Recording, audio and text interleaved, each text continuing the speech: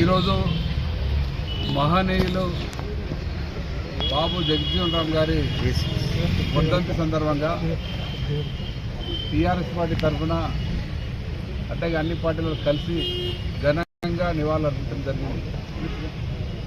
మరి సందర్భంగా వారి ఆశయాలు నెరవేర్చుకుంటూ వారి అడుగుదాడలో అందరూ నడవాలని, వారి ఆశయాలు కొనసాగించాలని అందరినీ కోరుతూ మరి అట్టాడుగు వర్గాల అభ్యున్నతిని కోరిన జగజ్జీవన్ రామ్ గారికి మరోసారి నివాళులర్పిస్తూ వారి అడుగుదాడల్లో వాళ్ళ ఆశయాలు సాధించే దిశగా అందరూ అడుగులు వేస్తామని, ఆ దిశగా నడవాలని, సమాజంలో ఉన్న హెచ్చు తగ్గులు తగ్గాలి, సమాజాన్ని నిర్మాణం జరగాలి, కులరహిత సమాజం ఏర్పడాలి, అందరూ కూడా ఒక మంచి జీవనం గడిపే దిశగా ముందుకు అడుగులు వేయాలి, ఆ దిశగా ప్రభుత్వాలు కూడా పనిచేయాలి.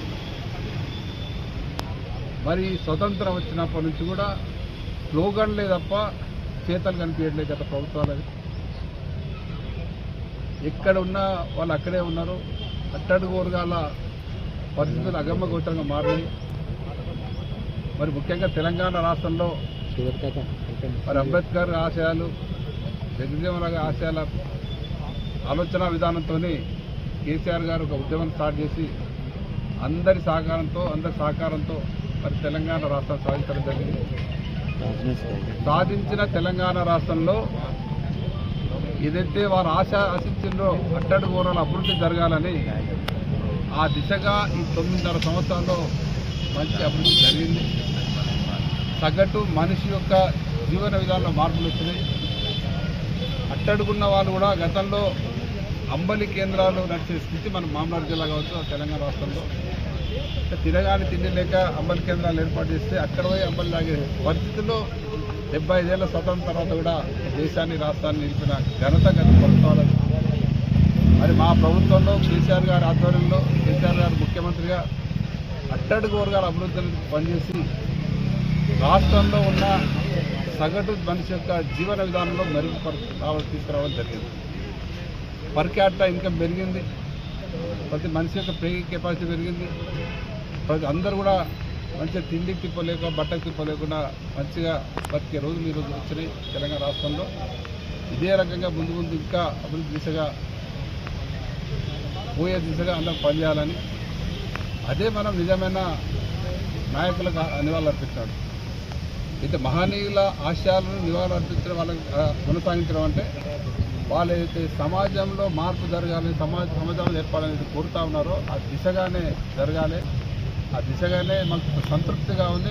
మా ప్రభుత్వంలో కొద్దో గొప్ప ప్రయత్నం జరిగింది, కొద్దో గొప్ప ప్రజల మార్పు వచ్చింది జీవన విధానంలో. ఆ దిశగా అందరూ అడుగు కోరుతారు. ముఖ్యమంత్రి పర్యటన మీ అందరు చూసినారు, మీ అందరు తెలుసు, మీరు అందరు రాసినారు, ప్రజలు గమనించారు, దాని మీద మాట్లాడైతే ఏం లేదు. వ్యవసాయ రంగం పైన పెద్దపీట వేసింది గత ప్రభుత్వం చెప్పుకుంటుంది. ఈసారి మాత్రం రేవంత్ రెడ్డి ఎటువంటి ప్రకటనలు చేయడండి వ్యవసాయ రంగం. అసలు ఎల్లిన ప్రభావం వల్ల రైతులు ఇబ్బందులు పడుతున్నారు. ఒక రకంగా పంటలు ఏ మార్పులు చేసుకోవాలనేది కూడా వ్యవసాయ అధికారులు విస్తృతంగా అయితే ప్రకటన చేశారు. తెలంగాణ రాష్ట్రం వచ్చిన తర్వాత 9.5 సంవత్సరాల్లో ఏ ప్రభుత్వం, ఏ ప్రధానమంత్రి, ఏ ముఖ్యమంత్రి అయినట్టు విధంగా వ్యవసాయ రంగానికి అత్యధిక ప్రాధాన్యత ఇచ్చిన ముఖ్యమంత్రి కేసీఆర్ గారు.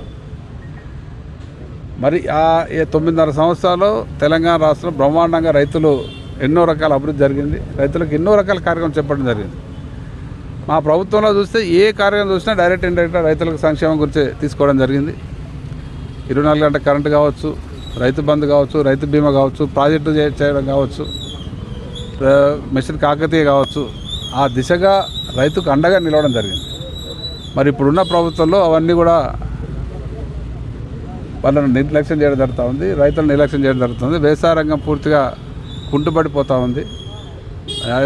అది వ్యవసాయదారులు, రైతులు కూడా ఇబ్బందులు పడుతూ ఉన్నారు.